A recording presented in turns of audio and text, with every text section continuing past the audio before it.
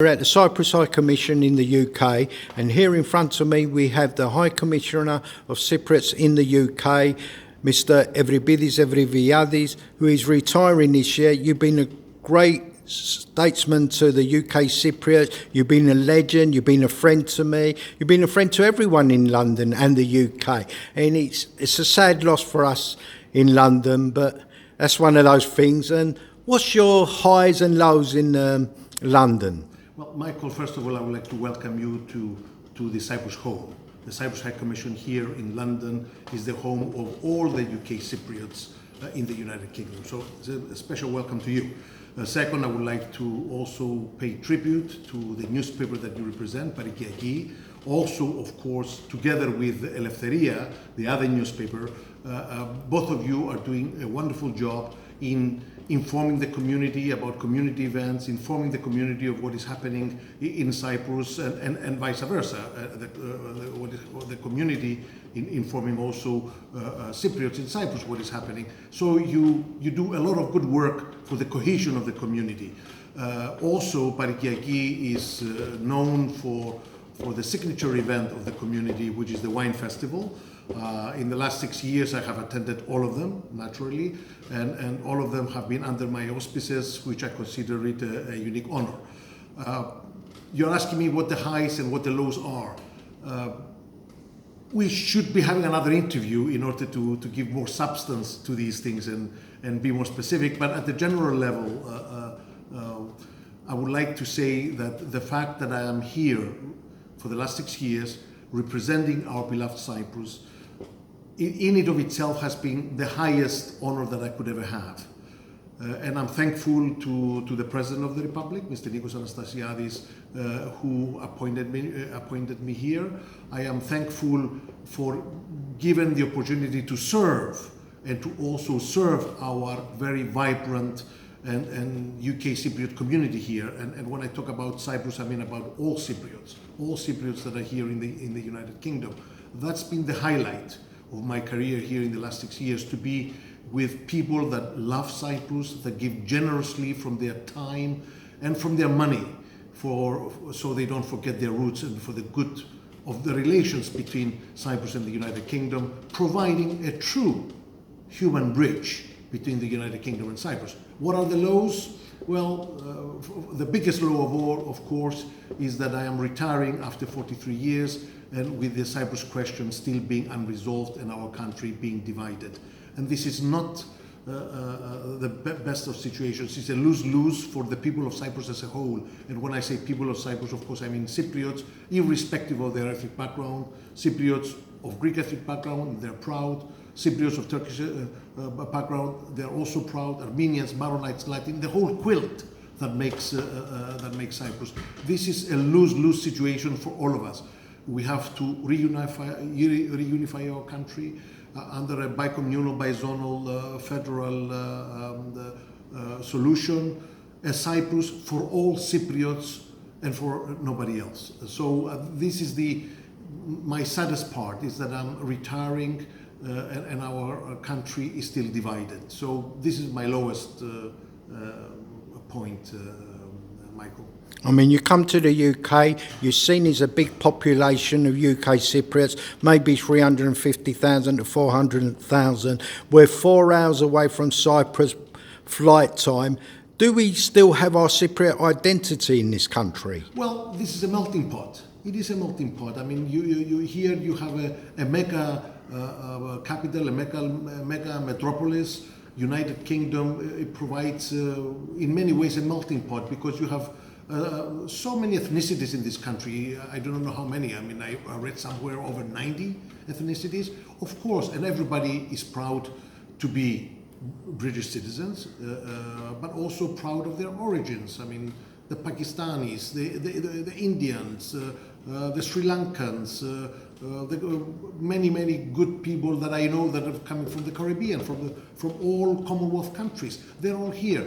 Of course, you know, things change when you have a new home, and now we are into third, fourth generation. But I think tradition lives on. The tradition lives on through the customs, the ideas, that we all have. And so, it's not a matter of just keeping 100% identity as we were 20, 30 years ago. This doesn't happen. Life moves on and we move with it. I'm second generation Cypriot. First generation of Cypriots, when they came over to England, they all had jobs in the fashion business, rag trade, catering business, some of them washing plates, chefs, waiters, and it goes on. And now they see their children, grandchildren, great-grandchildren, they're successful in all different fields in England. Have you noticed that? Yeah. Well, I have noticed that, and I'm really very proud. I'm really very proud because our community here are no longer transients. As you mentioned, you're second generation, but there are others that are third and fourth generation. So when our people came over to find better economic opportunities, a lot of them, of course, came after the invasion in 1974, and this country gave them a home away from home. We do have the organized diaspora, the organized homogenia, if you like, of the Cyprus Federation, with all its chapters, but you also have part of the diaspora that are not, shall I say, organized. The persons that you mentioned, good individuals that have excelled in their professions, in their fields, that they are OBEs, they are, in the arts, in music, in ideas, professors, working in the city. I am very, very proud, and my heart flies like an eagle when I see all UK Cypriots, individually and collectively, that excel. That really makes me happy. Our community, they're no longer transients. They are good citizens. They contribute to this country, to its cultural diversities, to its economic prosperity, and that makes me proud. Every single Cypriot that excels in his or her field makes me proud and gives me a greater sense of service. I want to also I would be remiss if I do not also pay tribute to the Cyprus Federation, to Christos Karaolis as the president of the Federation, who is doing a wonderful job, a fabulous job, bringing in new methods of reaching out to the grassroots and reaching out to members of parliament, using social media technology. I have to pay tribute to him. He's doing a fabulous job, and everybody is doing so on a voluntary basis, mind you. I'm getting paid to do a job, and many people here are doing it voluntarily. At the same time, I also want to pay tribute to his predecessors, the old-timers, upon the shoulders of which we stand in order to be able to make these assertions and these statements. As you say, many people, first generation came, they worked very, very hard in order to do what? In order to see their children excel. And that must be a good satisfaction for them as well. And what's the future hope for Mr. Euripides Evriviades now? Well, I don't really know what the future holds. What I can tell you is that I have been blessed for the last 43 years, because what I've been doing in the service of our beloved Cyprus has been my DNA, my passion, my energy, my happiness, my hobby, if you like, even though, it's not a hobby in the strict sense of the word. So I've been blessed for the last 43 years. It's been at the same time, also my sadness, as I said at the beginning, in answering the first part of your question, with the low point, my sadness because the country is divided. And if I may be allowed to quote Abraham Lincoln, that says that a house divided against itself cannot stand.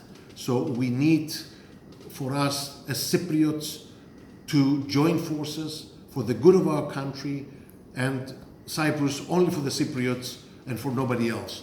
So, but what the future will hold, I do not know. Of course, at the service whenever I'm needed, and I will try to do my best in order to achieve our goal, which is a fair and just and viable solution to our own question. My only plan for the moment is to take my motorcycle and to do the Mother Road, to do Route 66 from sea to shining sea, and that's my only plan for the moment, and nothing else for the moment. Well, thank you very much, Mr. Euripides Evriviades, High Commissioner of the Cypriots in the UK. You've been a great statesman to us, an inspiration to all the community, and I'm sure there's a lot of people out there who want to thank you for that. And I wish you a happy retirement and a great future for you and your family. Thank you too, Michael, and all the best to you and everyone that is listening to our interview and to your readers in Parikiaki. And you have enriched me. All of you have enriched me, made me a better person, and like Cavafy says in his classic book, in his classic poem, Ithaca, without Ithaca you would never have taken the journey, but Ithaca, you go back to Ithaca, and of course Ithaca for me is Cyprus. So I'm going back, I pay tribute to you. I want to also pay tribute to my better half, Nasia, who is the unsung hero, and she has done a lot on her part to assist me, to buttress the work that I'm doing, and to represent Cyprus in her own way and show the flag in a measured and proud way. So I want to pay tribute to her as well. So thank you for this opportunity. God bless, health, happiness, prosperity, every success to you, to everybody that's listening, to your children, to your grandchildren. God bless. Thank you.